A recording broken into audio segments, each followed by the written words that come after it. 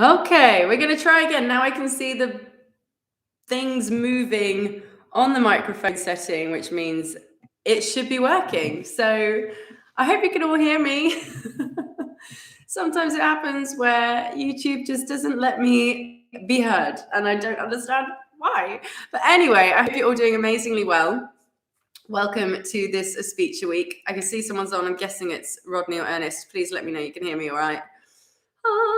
Thank you very much. And yeah, we're on to part 3 of Mark Antony. So just to give you a quick lowdown, if you're new here, my name is Pippa. I'm a professional actress from Britain, and I classically trained there at Bristol Theatre School. And I've always had quite a firm, fabulous, thank you, Rodney. I've always had quite a firm love for Shakespeare. It wasn't anything I was taught particularly well at or anything.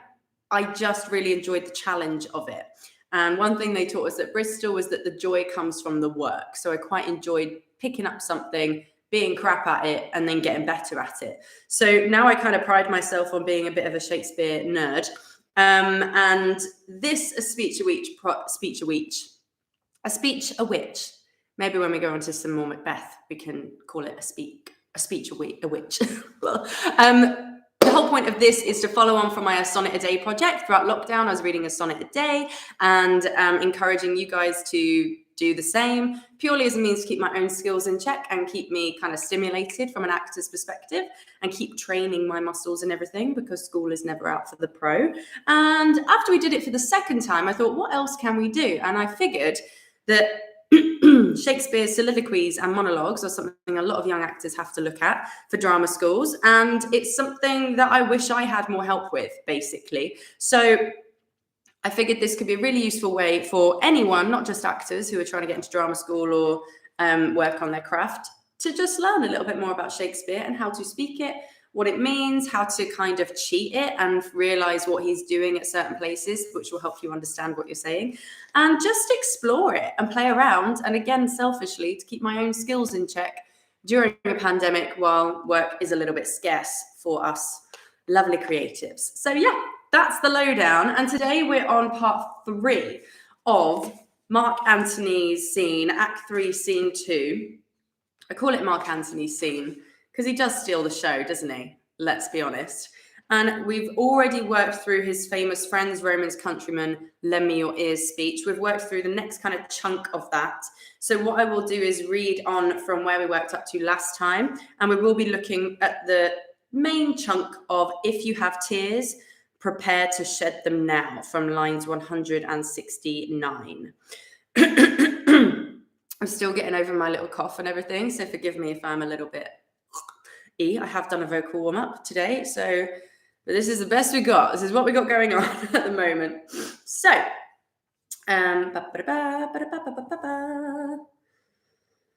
great. So what I'm going to do is actually read from line 139, have patience, gentle friends. There's some plebeians in there speaking. I will not read their lines, but if you've got a script in front of you, you can read those for yourself. If you wanted to act with me, you could read in for the other people. And actually, something I've not done before, there's a copy online that I'm going to put in the comments. So if you haven't got a copy with you, you can quickly just click on that and read along with that. You might need to scroll up a little bit if it sends you exactly where I was. But remember, it's Act 3, Scene 2. So just going to blow the nose. Excuse me. We'll get started. Hope you're really well, Rodney. Really good to see you. And if you are not watching this live, feel free to comment below if you've got any thoughts or feelings about this speech or this scene or this character. I really love to hear from you. It's really fun to have a kind of little dive into characters and get lots of different perspectives on this as we work through it. So reading on, like I said, from line 139 odd, Antony says, have patience, gentle friends. I must not read it. So just to give you a quick lowdown, Brutus has addressed the people of Rome. He's kind of justifying, but really doing a crap job of explaining why he ended up killing Caesar. He was too ambitious. That's his main argument. He was too ambitious. He wasn't for the people. He was in it for himself. Mark Antony combats that with his fantastic friends, Romans, countrymen speech. And he kind of mocks passive aggressively Brutus and his whole argument.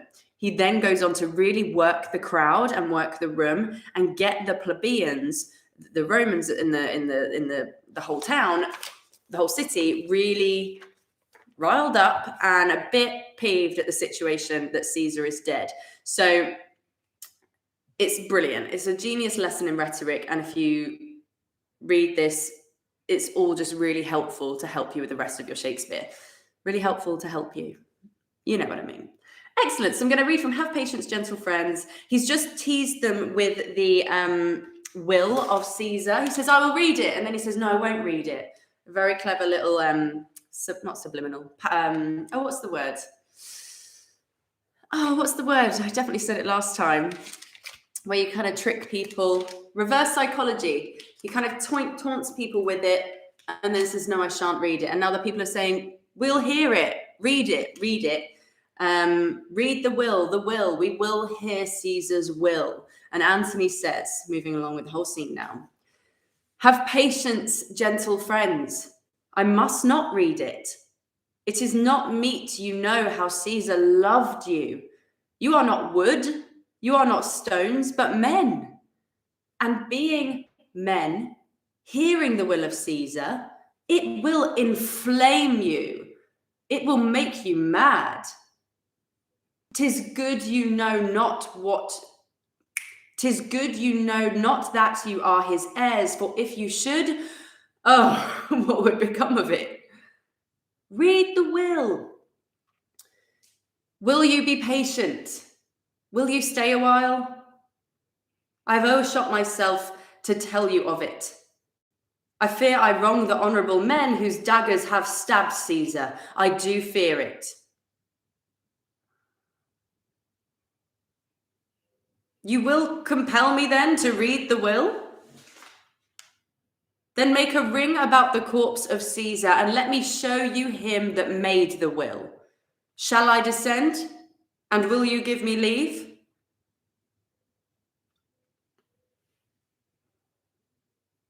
Nay, press not so upon me, stand far off. If you have tears, prepare to shed them now. You all do know this mantle. I remember the first time ever Caesar put it on. 'Twas on a summer's evening in his tent. That day he overcame the Nervi. Look, in this place ran Cassia's dagger through. See what a rent the envious Casca made. Though this the well-beloved Brutus stabbed, and as he plucked his cursed steel away, mark how the blood of Caesar followed it. As rushing out of doors to be resolved, if Brutus so unkindly knocked or no, for Brutus, as you know, was Caesar's angel. Judge, O you gods, how dearly Caesar loved him. This was the most unkindest cut of all. For when the noble Caesar saw him stab, ingratitude, more strong than traitor's arms, quite vanquished him. Then burst his mighty heart, and in his mantle muffling up his face, even at the base of Pompey's statua, was which all the while ran blood, great Caesar fell. Oh, what a fool was there! My countrymen, then I and you and all of us fell down, whilst bloody treason flourished over us. Oh, now you weep, and I perceive you feel the dint of pity. These are gracious drops. Kind souls, what weep you when you behold our Caesar's vesture wounded? Look you here. Here is himself, marred as you see with traitors. And then the plebeians shout with lots of O's and exclamation marks. If you know me, those are the golden things that Shakespeare can give you to say, oh, piteous spectacle, oh, noble Caesar, oh, woeful day, oh, traitors, villains, "Oh, most bloody sight." And then finally, the final solo before the group action, "We will be revenged." So he's succeeded in his mission here now. This is the bit where they really kind of become emotionally riled up. What's Rodney put here? He says, "He puts words in their mouths, brilliant for his goals. So personalizing Caesar for them. Just a man, but one who so loved the plebs." The plebeians, definitely. So already from where I first started reading, so as always, just to point out, I don't learn these, I just read them cold. I have quickly skimmed it earlier. That was my first time reading out loud. I'm going to make mistakes. It's okay to make mistakes when you're reading Shakespeare out loud. That is how you learn. So if you're trying to read it and you're really slow and you keep muffling up, doesn't matter. Just keep getting it up on its feet and keep practicing it and getting it in your body. So I started reading from that "Have patience, gentle friends," where Antony's trying to kind of calm them down. He's taunted them about the will, then he's trying to calm them down about the will, but he's already riled them up and made them dissatisfied, right? So this is it's really clever what he is doing. He is literally dangling a carrot in front of them and leading them the way he wants to take them.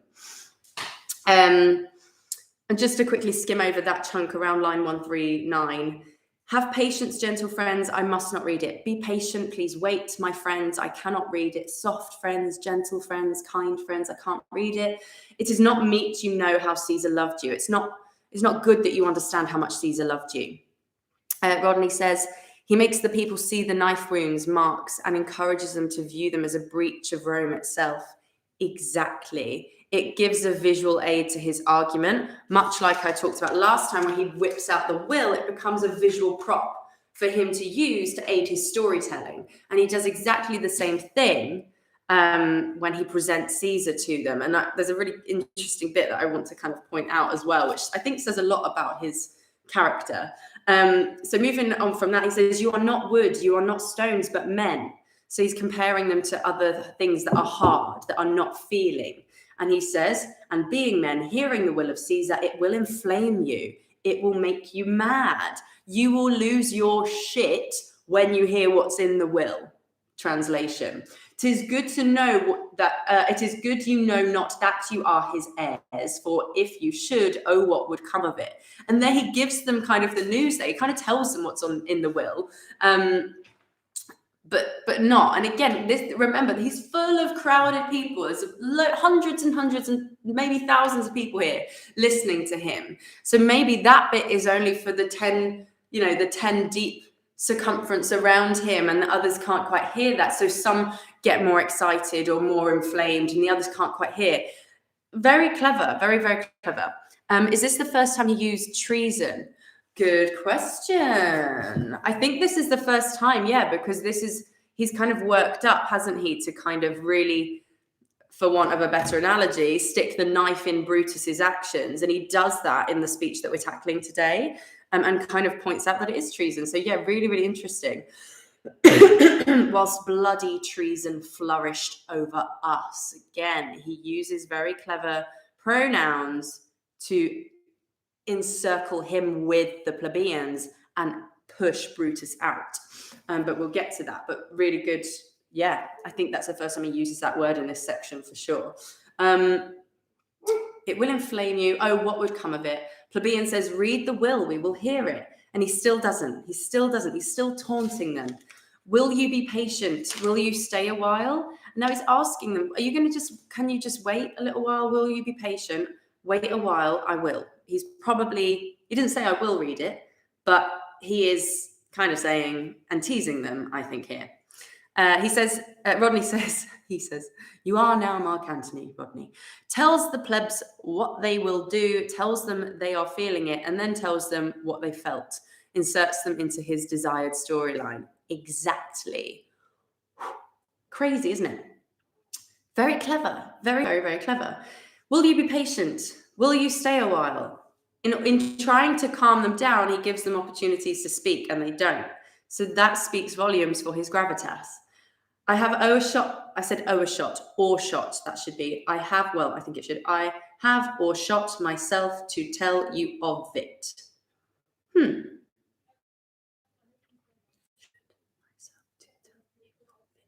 It's 11 syllables, but I would still say or shot.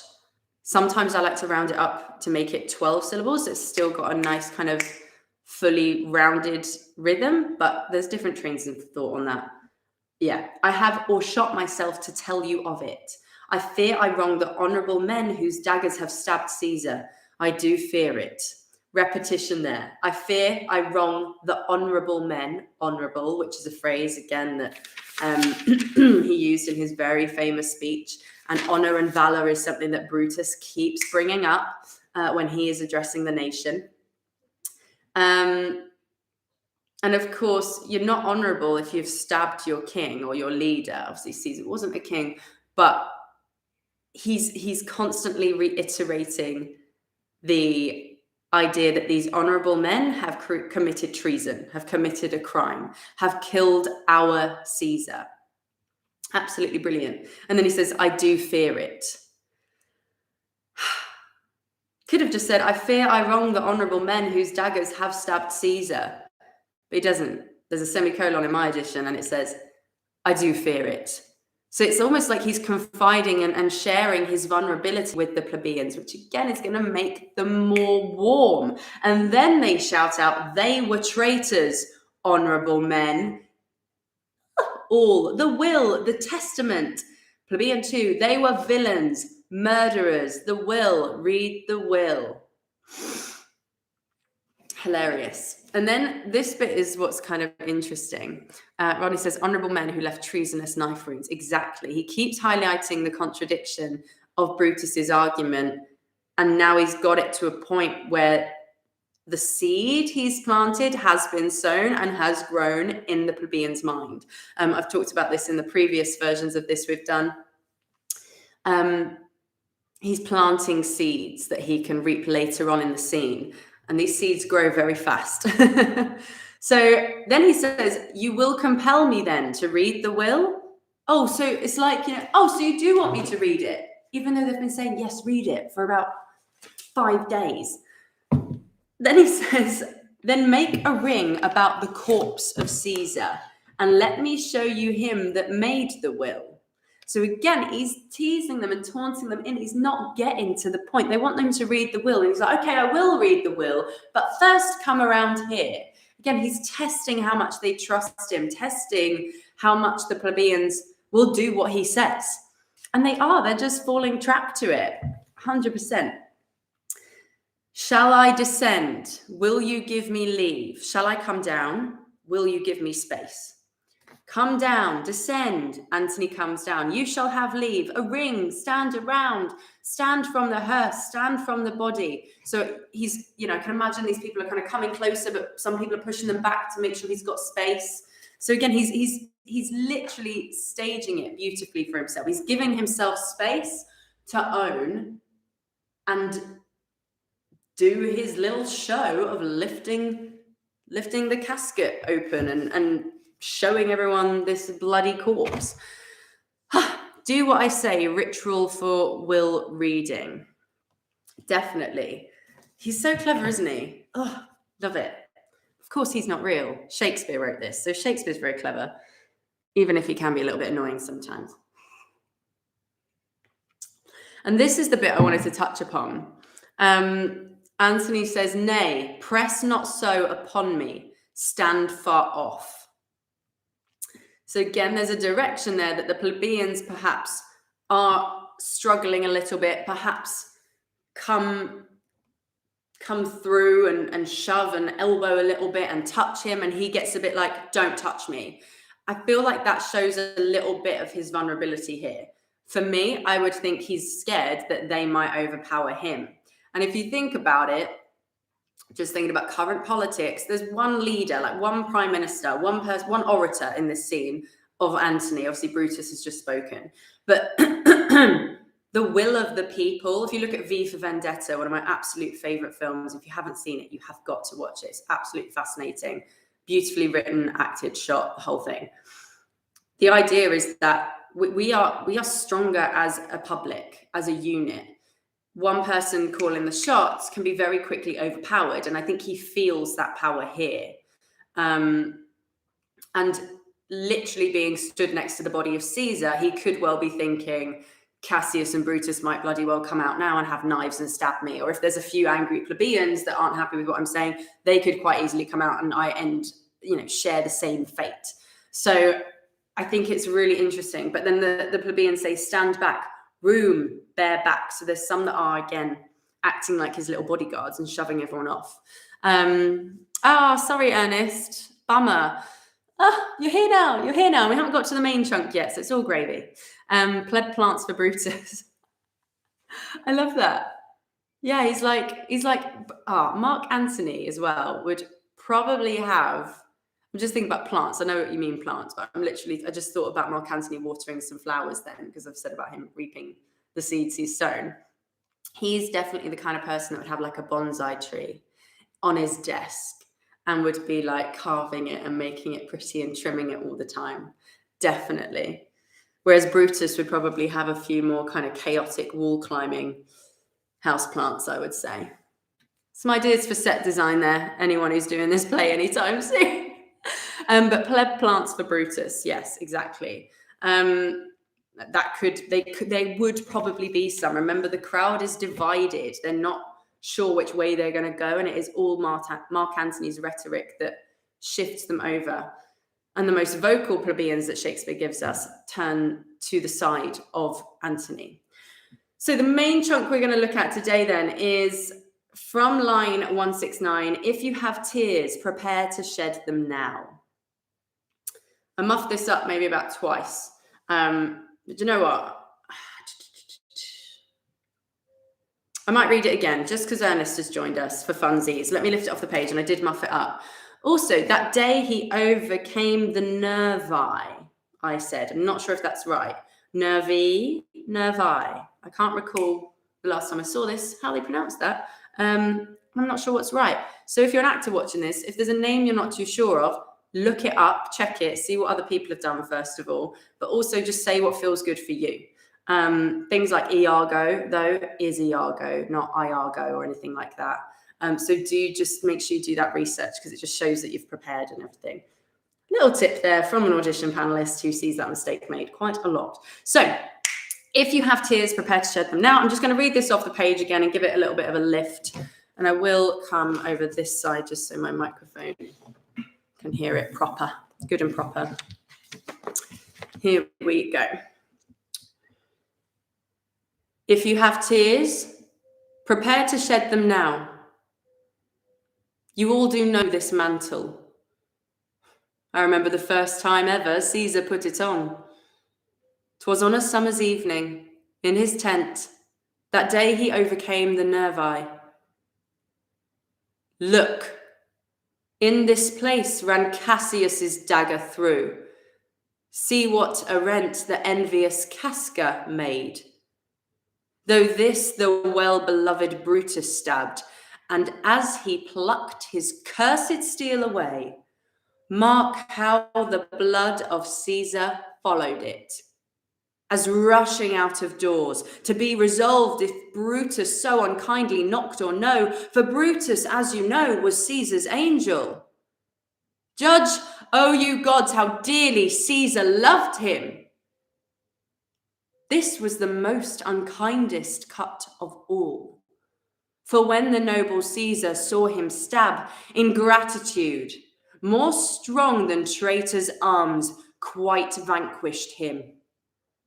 Then burst his mighty heart, and in his mantle muffling up his face, even at the base of Pompey's statue, which all the while ran blood, great Caesar fell.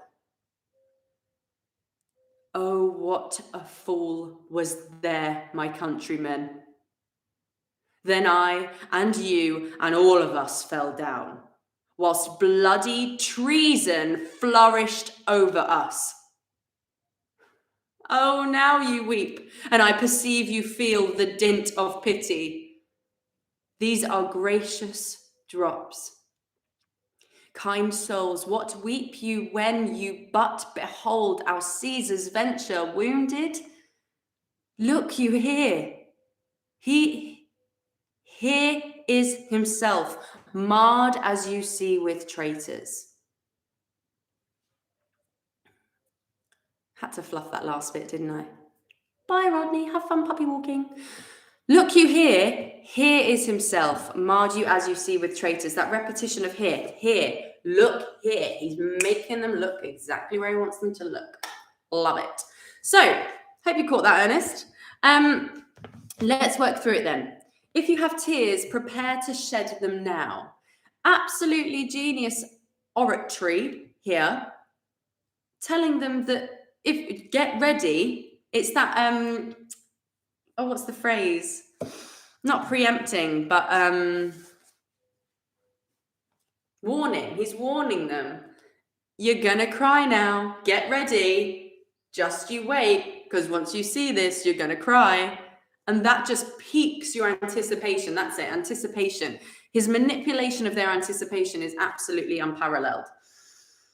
If you have tears, prepare to shed them now. It's like one of those actors taking you in a haunted house. If you're presage, thank you, exactly. Presage. I always say presage. I think that's a ballet term. But is it presage or presage? Age. My British/French ballet background confuses me on that one. But yes, exactly. And there's a full stop there as well. So now really in this chunk, he really does play on the emotion. He really does play on the visuals, and he really plays on his storytelling. So straight away, he takes us down a journey. You all do know this mantle. So in fact, let's look up mantle as well, because that is a bit of an odd one. Oh, I typed in mental. Bit telling. Mantle. There we go. So it's like, I'm thinking like a mantelpiece. You know, you get a mantelpiece, something for the mantle. But here, we've got a loose sleeveless cloak or shawl worn especially by women. Flipping out. An important role or responsibility that passes from one person to another.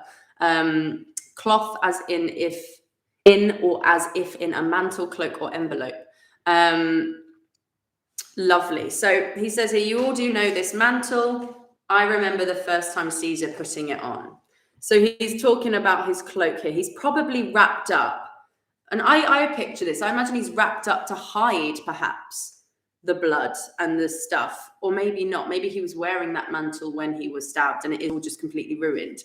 In fact, that might be a bit more dramatic, mightn't it? Because he does start talking romantically about how on a summer's evening, whenever Shakespeare mentions summer and summer evenings, remember that these are positive, lovely images. And summer was a time that brought life and energy and vitality to people. So he's really putting it on here.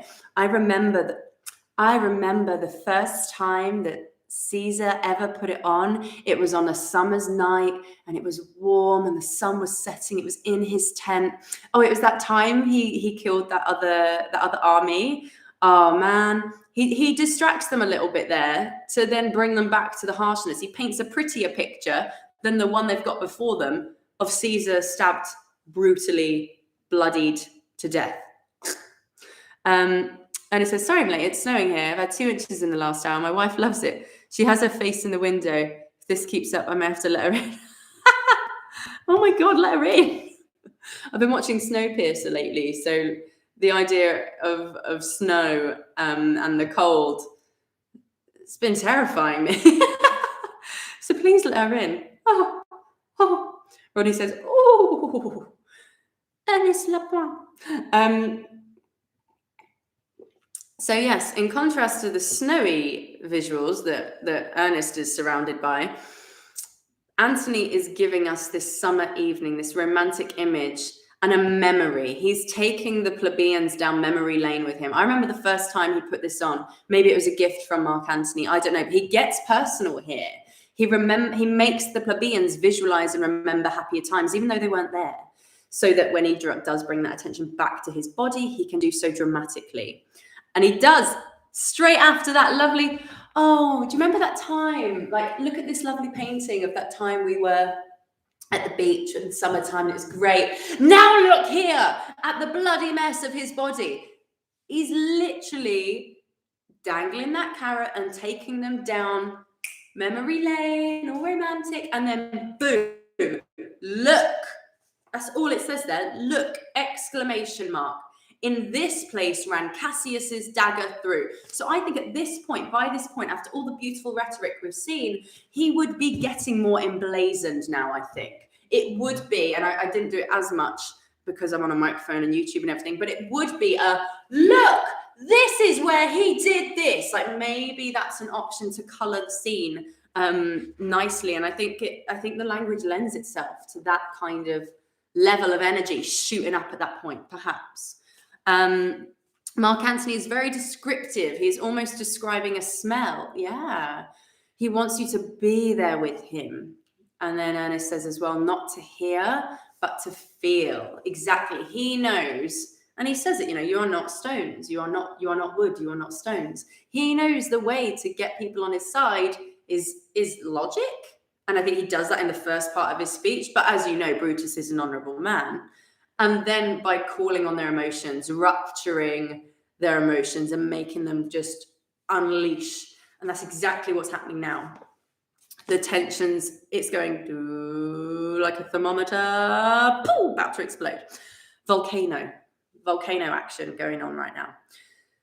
Look, in this place ran Cassius's dagger through. He doesn't know that. He wasn't there, but he's being an asshole now. He's letting rip. There's no more of this passive aggressiveness. Oh, but Brutus, as you know, is an honorable man. He is name dropping. He is pointing the finger and the dagger at each wound. In this place ran Cassius's dagger through. And again, ran Cassius's dagger through. If you're run through, you are obliterated, really, aren't you? See what a rent the envious Casca made. He is villainizing them down to a fine art. Through this and rule of three, a rhetoric thing, he doesn't go straight in and say, this is where Brutus stabbed him. He says, Cassius' dagger ran through this. And I said Cassius's, I think it is Cassius. Cassius ran Cassius' dagger through.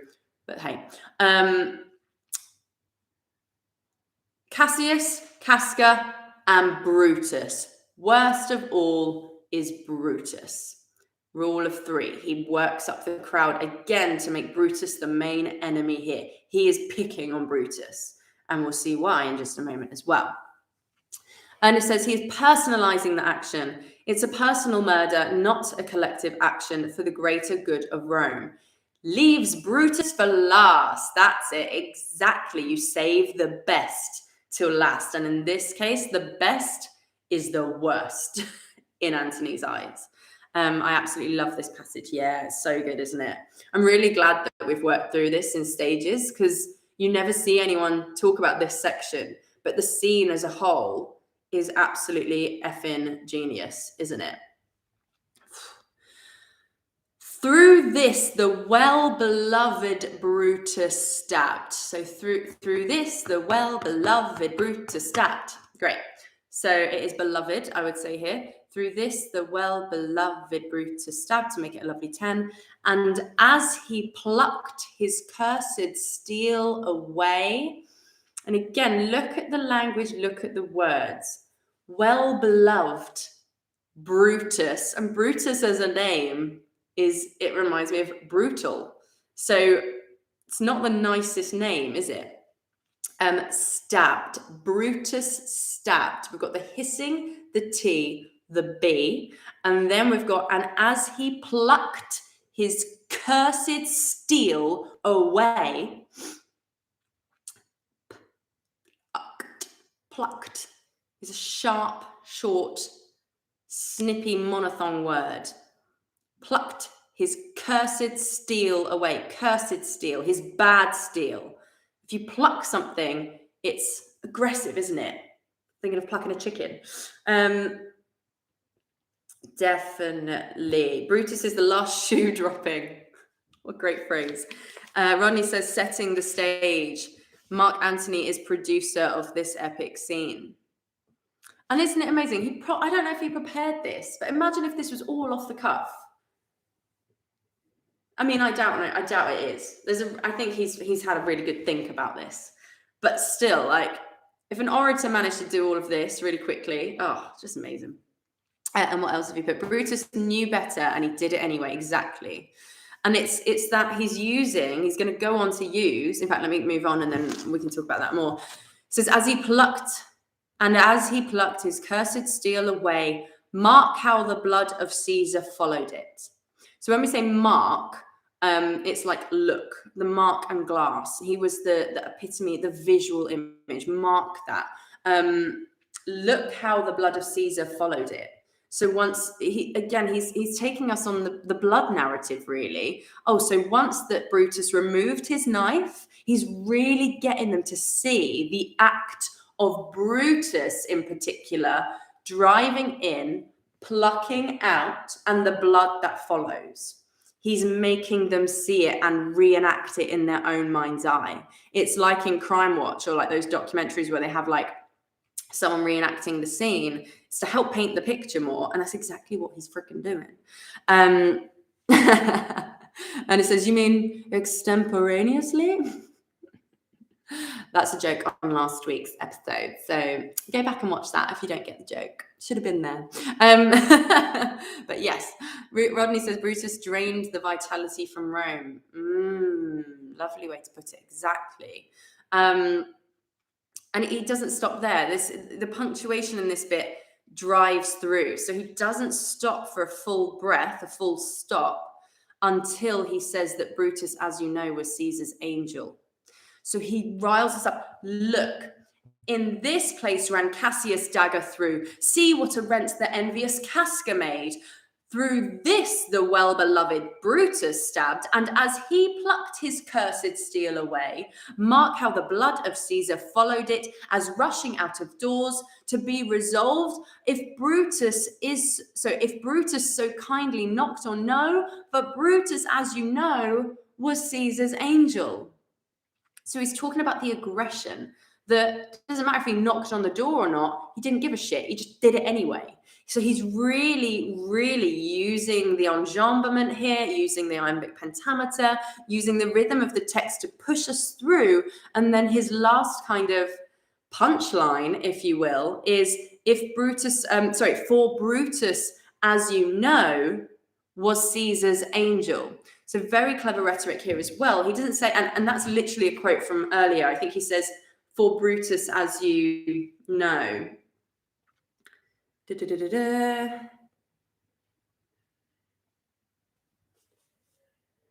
Oh, where is it? I really want to find that bit. Maybe not. He does say, who you all know are honourable men. And he says for Brutus a couple of times, for Brutus is an honourable man. Here, he could have said as well, for Brutus, as you know, was an honourable man or is an honourable man. But he doesn't. He this time just says it outrightly now that Brutus was on Caesar's side for a while. He was his angel. And an angel, you know, the visualization of an angel as well is normally a positive thing. There's someone who looks out for you, they look over you. And he doesn't. He says, for Brutus, as you know, was Caesar's angel. He's saying, oh, he stabbed him, he plucked him, he absolutely burst his heart and mangled him. But of course, Brutus was his angel. But of course, Brutus was just looking out for him. He kind of does that thing again that he does. He does. Ronnie says, 2 weeks in a row. Yes. Can you go for 3, Ernest? Brutus as the selfish hothead, not a statesman leader. He conveys betrayal as well as an assault. Yeah. Casca did one. Brutus did both. Exactly. He's really, really going in thick now, isn't he? It's brilliant. And then he has a little emotional exclaim himself. Judge, O you gods, how dearly Caesar loved him. So now he's kind of outwardly displaying the heartbreak here. Only the gods can judge. And again, by doing that, I think this is passive. Why do I keep forgetting that phrase now? What is it? Where you taunt someone, you say, oh, you don't want it, do you? What is that? I've definitely just said it. My brain. he's saying that the gods need to judge Brutus. Need to judge how dearly Caesar loved him. So he's highlighting the heartbreak even more of the fact that Caesar really loved Brutus, yet he was the one that burst his heart, that stabbed him last, that gave him the killing dagger wound. Hardcore. And we've got an O and an exclamation mark there. And again, it's not, oh, judge you gods. It's judge, oh, you gods, how dearly Caesar loved him. So does Mark Antony go to say, judge how dearly Caesar loved him to the crowd? Like, I want you guys to judge, but then he pulls that away and again plants that seed. I want you to judge, but no, oh gods, you judge how much Caesar loved Brutus. Really, really interesting. This was the most unkindest cut of all. So as bad as Cassius and Casca and all the other conspirators were, this is the worst. So now he is himself putting a dagger in Brutus. Before it was all, but Brutus is an honourable man. But as you know, these are all honourable men, even though they've killed the only man who ever truly loved Rome, you know. That's not really, sorry, I hope that's not rustling on the microphone too much. That's not really happening now. He's outwardly saying, this was the most unkindest cut of all. For when the noble Caesar saw him stab, ingratitude, more strong than traitors' arms, quite vanquished him. So now he's kind of painting the picture of Caesar's reaction. When the noble Caesar, not just Caesar, noble Caesar, pluck that word out, he's using it cleverly. When the noble Caesar saw him stab, ingratitude, you're not grateful for that, are you? He's not grateful, he's upset by that. More strong than traitors' arms, quite vanquished him. If you're vanquished by something, it's consumed, isn't it? And it's more strong than traitors' arms. So it's worse than being a traitor. Quite overcame Shakespeare, overcame Caesar. Full stop. So the punctuation here and the imagery that he is, and the storytelling, the images that he's painting here for people, would make me think it is time to go a little bit more insular and softer, to contrast with the aggression and the you know, when you watch a scene in a film and it's a fighting scene, it's high action, it's quick pace, it's all this, but then there's that lovely soft moment where maybe the two lads on the battlefield have a moment of bro love and there's everything else goes quiet for a moment and it's just about them. I feel like he's doing that right now. Ernest says, unkind cut, Ides of March, long knives. It still amazes me how many phrases from Julius Caesar have become part of our vernacular. Yeah, it's interesting, isn't it? And Shakespeare in general, so much of it is still phrases and sayings that we say. I was reading Twelfth Night the other day, and there's that lovely, what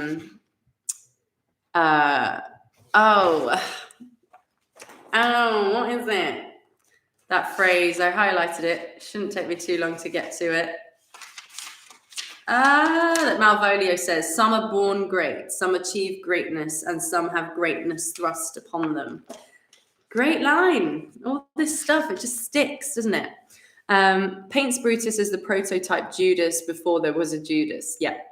But Shakespeare wrote it knowing the Judas story. Yeah, exactly. Yeah, it's all about treason, traitorship, you know what I mean? And duplicity. Abusing one's position of trust to gain, I suppose.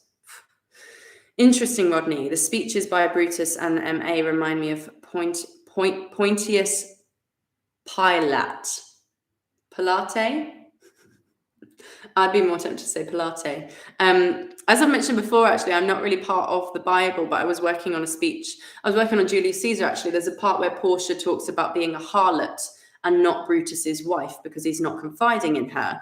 And this particular student has a very strong faith, and I got her to talk to me about what a harlot is.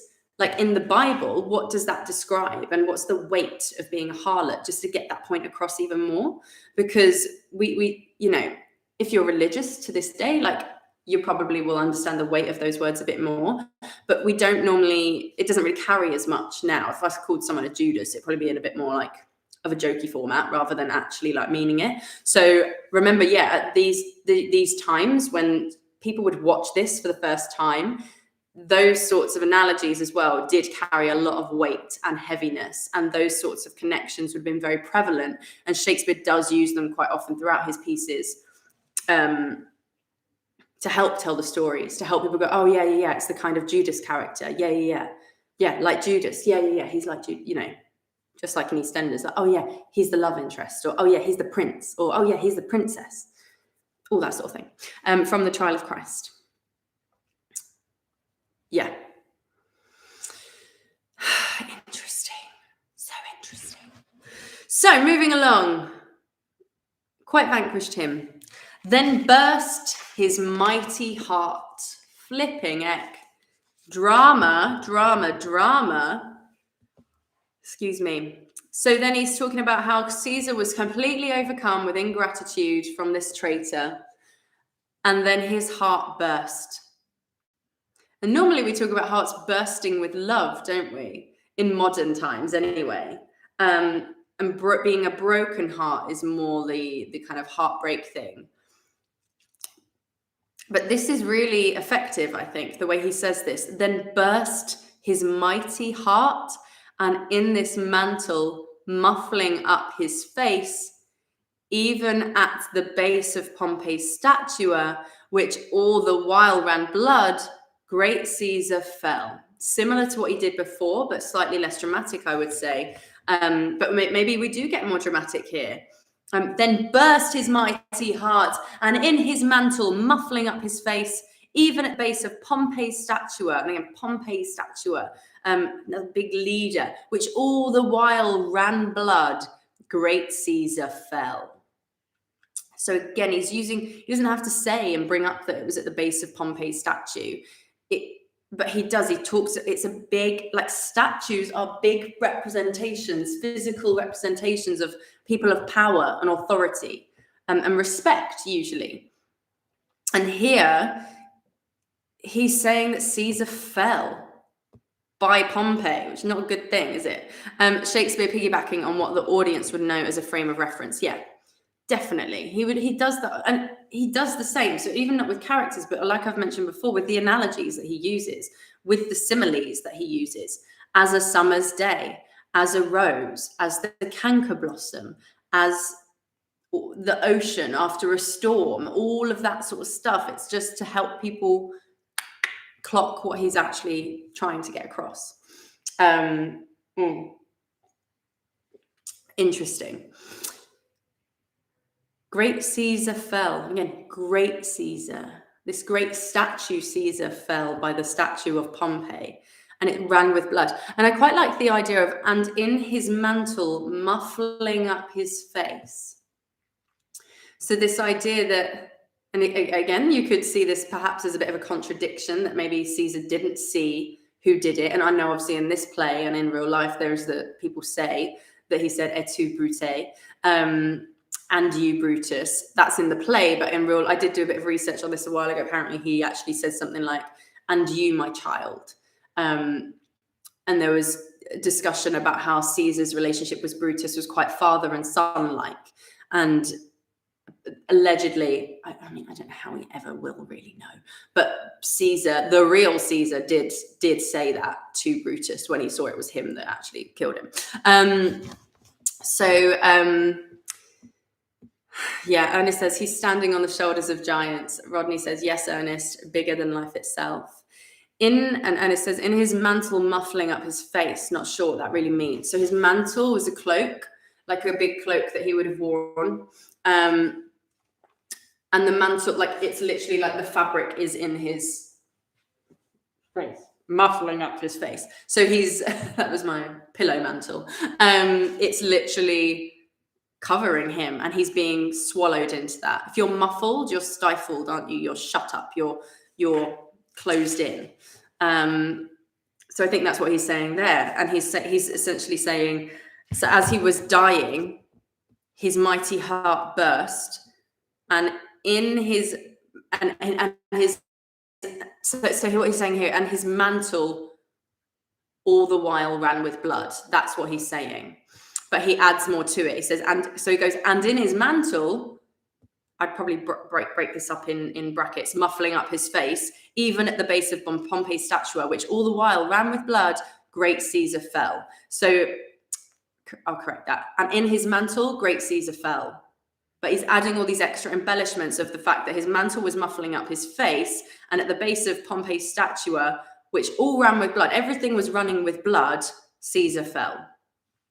So sometimes what I coach people to do when there is that kind of bit where it's like, oh, and this, but all of this other information and this, when you could take and cut out all of that other stuff, I put it in like parentheses and bracket it off. I think we talked about that in sonnets a few times, but like a side note kind of thing.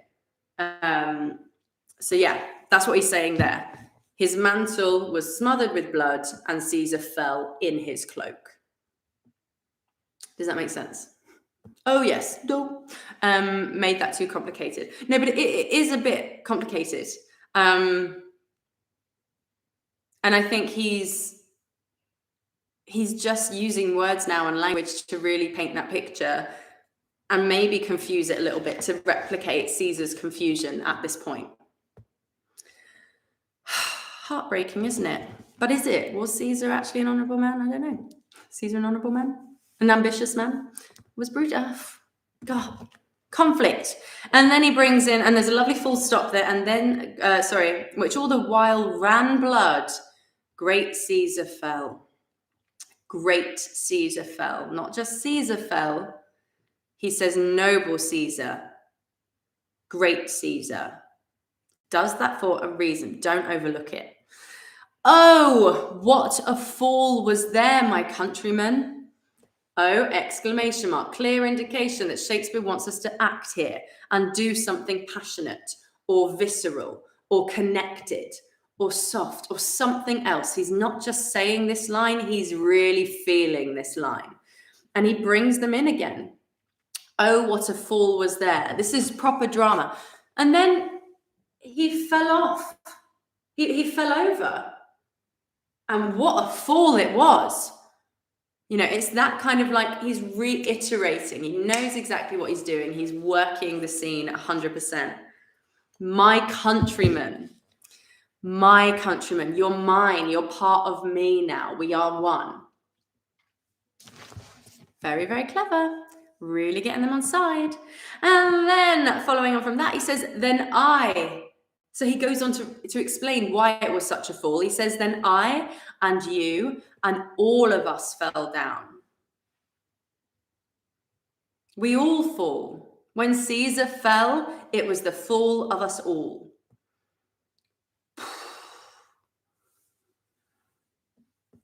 Rodney says, Mark Antony is also almost marking this as a moment in time so monumental that time freezes itself. Exactly.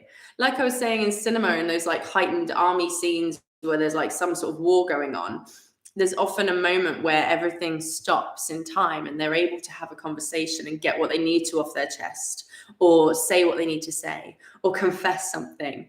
In rom-coms, it happens, you know, when they kiss, everything else goes quiet. I really kind of picture this being a bit like that in cinematic terminology if we were going to film it. Oh, what a fall there was. Caesar hitting the ground, slow motion, Brutus's face.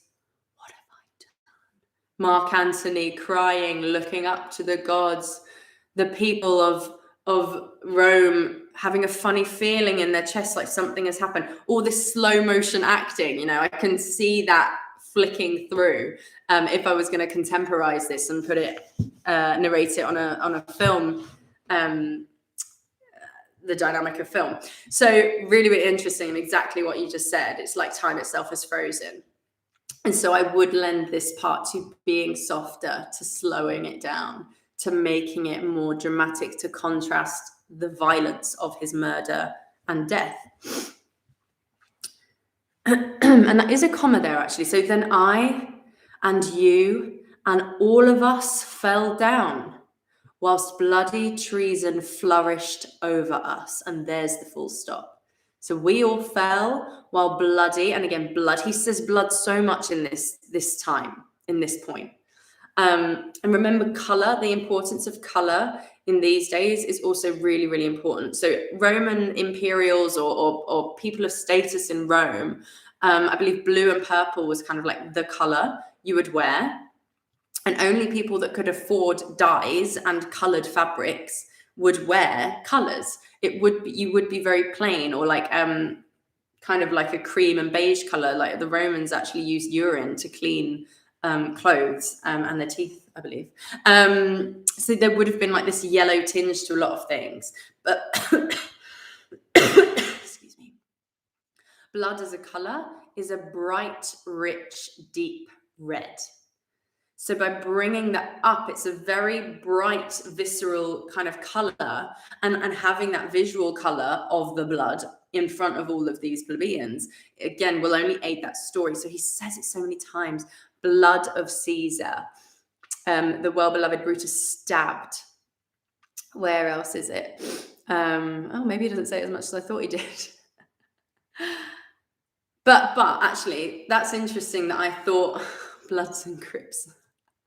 It's interesting that I thought it was there more than it is, because it just goes to show how much he paints the image of this blood streaming and flowing. So that's really interesting, actually. So that visual of blood is very prevalent in my mind's eye. No, probably not. So isn't that interesting? So which all the while ran blood, great Caesar fell. Oh, what a fall was there, my countrymen, and then and you, and all of us fell down, whilst bloody treason flourished over us. And flourished over you. Flourished is normally a lovely positive thing, but he doesn't use it in that way. Bloody treason. It's not just treason where they've plotted something. It's bloody treason. The effect of their actions has created a literally bloody mess. And he's playing on that over us. Touched on that earlier. We are all covered in the blood of Caesar. He wants the people to have a perspective of being with Caesar on the ground with Brutus menacing over them. 100% os.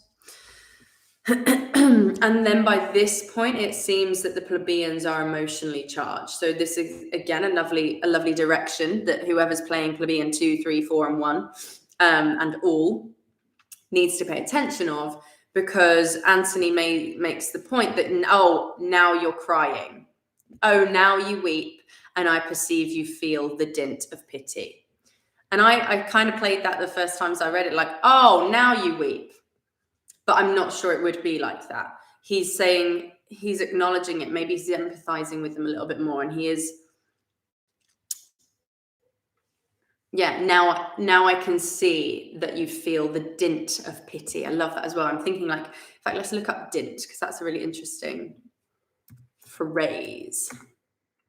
Dint, an impression or hollow in a surface. A blow or stroke, typically one made with a weapon in fighting. Mark a surface with impressions or hollows. Yeah, so I'm thinking dent. So interesting, isn't it? I didn't know what that word meant, but I kind of figured out just from my own reference, oh, dent, it sounds like dent, the dent of pity, a little bit of pity. Oh, finally now you get a bit of, you're feeling a bit of something.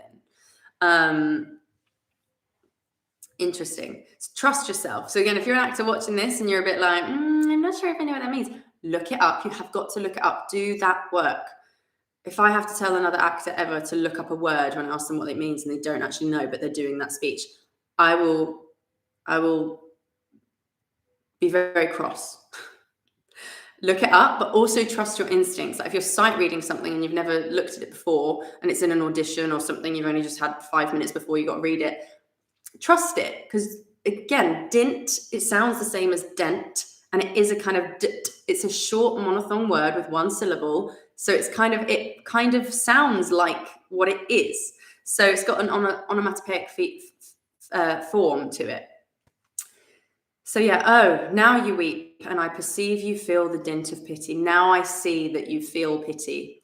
These are gracious drops. So now he's got them to behave the way he wants them to. He's commending them on that. He's saying, now, these are good. It is good that you're crying. You are now being gracious.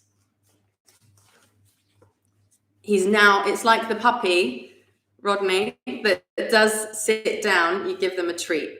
He's giving them a compliment here. He's giving them acknowledgement that they're doing what he wants them to do. Clever bastard. And then he says, our Caesar, I skipped a line. Kind souls, what weep you when you but behold our Caesar's vesture wounded?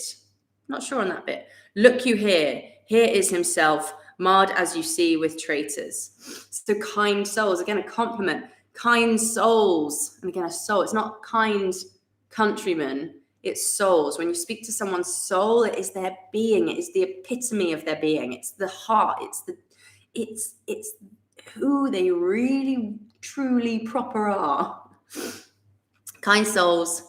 And yeah, this is a question. What weep you when you but behold our Caesar's venture wounded? What weep you? What cry you? What do you cry when you see his vesture wounded? So let's look up vesture. I feel like that's like your visual, his posture, vesture. I'm picturing all of these things. Clothing, dress, right, okay. And look, actually, it straight away comes up with a Bible reference, a covering or garment such as a robe or vestment, and your apparel. Great, okay, so what do you cry? So now he's actively encouraged them to vocally get involved, yo. He is leading the revolt and he is getting them to say it for themselves. So here we go. Oh, now we're going. Now we're getting started.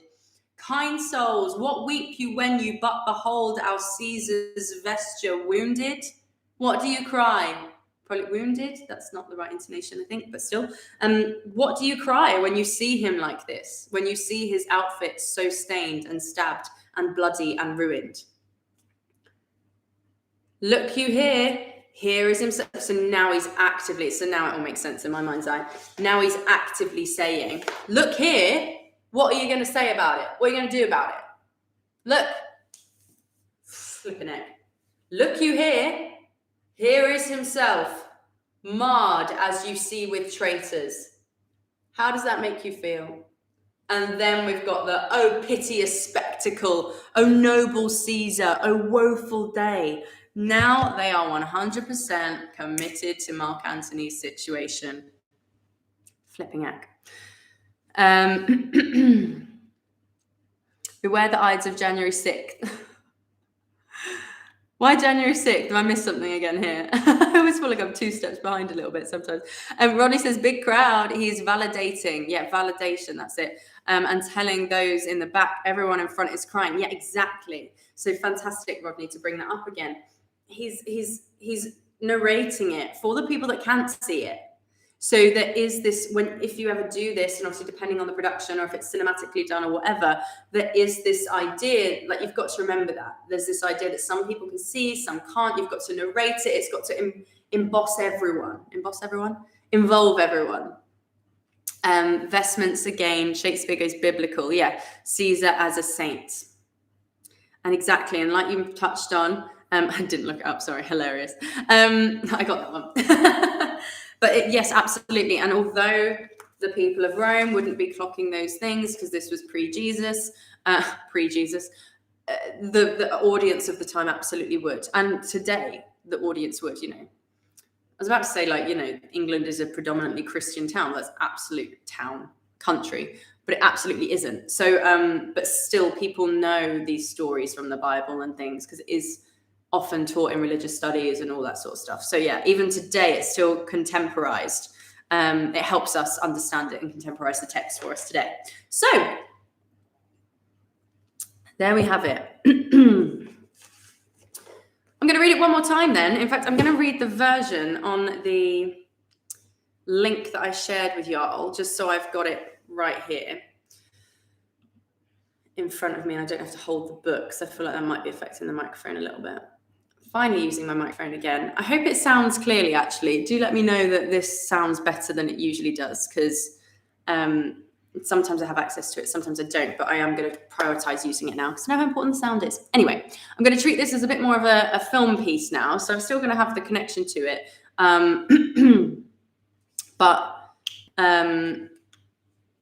Well, yeah, let's just see what happens. I'll try and mix it up a little bit. So just reading it one more time from Antony's lines, if you have tears, prepare to shed them now. For you. Just want to be able to check. There we go. Lovely. It can still sound very good sound. Okay, great. Thanks, Rodney. Lovely. So let's read it one more time. If you have tears, prepare to shed them now. You all do know this mantle. I remember the first time ever Caesar put it on. 'Twas on a summer's evening. In his tent, that day he overcame the Nervi. Look, in this place ran Cassius's dagger through. See what a rent the envious Casca made.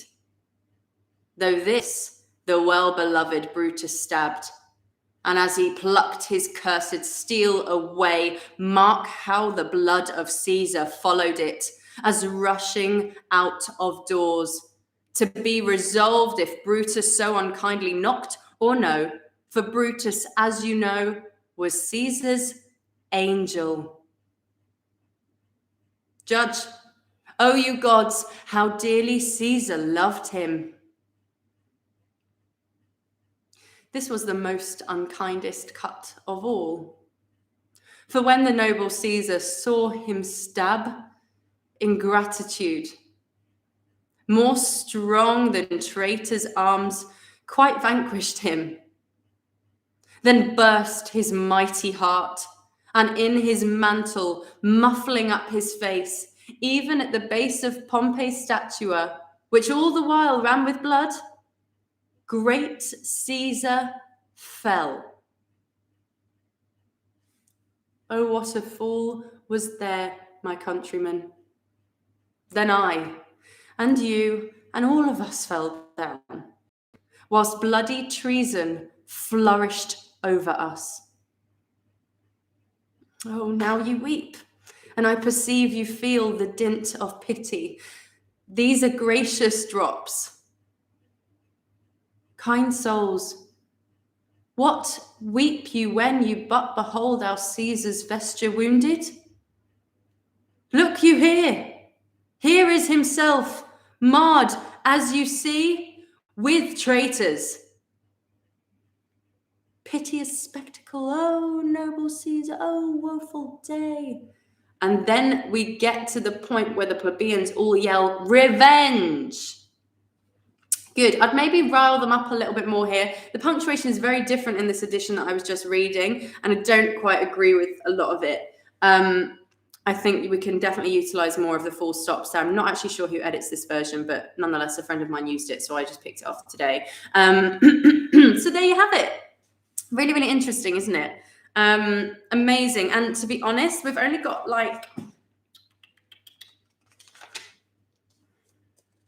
we'll do one more of these. There's still another good chunk here from good friends, sweet friends. Let me not stir you up to such a sudden flood of mutiny. I call bullshit on that, Mark Antony. That's exactly what you want. So again, I think maybe next week we'll look at that chunk. So that's from line 209 onwards, or 210 onwards. Excuse me. The part 3 part specifically. What about the part 3 part? Just this sound. The sound is good here. Let me know. Good. Lovely. Ernest says, Romeo and Juliet and Julius Caesar are the only 2 Shakespeares that I found accessible at first reading. Have you ever read The Two Gentlemen of Verona then? Because that is the best one I ever read, first off, flat off. You get it. It's crystal clear. And I genuinely think it's one of his best works, despite the crappy ending. No spoiler alerts. However, like all great art, so much more to enjoy at so many levels. Love that we can spend 1.5 hours a 1.5-minute speech. Ernest, we could spend weeks on this. It's ridiculous. And yes, 2 gents as well, yeah. Great choice to spend a month on this wonderful play, 100%. And maybe we'll touch on Portia again, because I am working on that at the moment for myself, because it's a speech I've never actually tackled, but it's absolutely a part I'd love to play. So yeah, and there's also some excellent speeches from Cassius in this play too. So maybe we will just spend the rest of February delving back into some of the plays. And that's actually, yeah, should we maybe do that? So after we've done a few more of Caesar, maybe we look on to like Dream, or maybe another one of the no, this isn't history, but one of the histories, because there's so many good speeches that are often overlooked in all these things. Richard III as well. Let's have a little think. But lovely, really good to see you. Thank you so much. Part 3, crying. Oh, don't cry. Excuse me. I hope you have a lovely rest of your day. Really good to see you. Thank you all so much for joining. And if you're watching this back, thank you. And well done for getting this far. I know this is long, but this is the kind of depth of work we've got to go into when we break this stuff down. It's good to have this conversation and this kind of workshop around it. Have a lovely rest of your day, and I will see you next week. And we will be looking on the same scene from Antony's line, good friends, sweet friends, let me not stir you up. And yeah, make sure as well, if you haven't signed up to my newsletter already, please do that. I've been a bit slack on doing the actual pickups with Pippa newsletters, but I've been adding a little personal note into the a speech a week newsletters when I announce that. So always read all of it. I always do give you some kind of pointers or personal thoughts or feelings about acting life in there. Oh my God, Ernest says 14 inches of snow in the next day in Detroit. But when you're retired, every day is a snow day. I love it. Wow. Oh my God. Send me some pictures, because I miss the snow and I haven't seen it in forever. I got some friends in Canada and New York that have been posting about it, and I'm like, mental, being out in Barbados. Can't even remember what snow looks like or feels like. But yes, I know I've still got to contact you as well. Bear with me. It's just been a crazy old time for me. And yeah, lots of love. Thank you, Ernest. Thank you, Rodney. Everyone else that's joining. You're all superstars. I'm going to stop talking. I will see you very soon. Well, next week for part 4 of Mark Antony. Bye for now.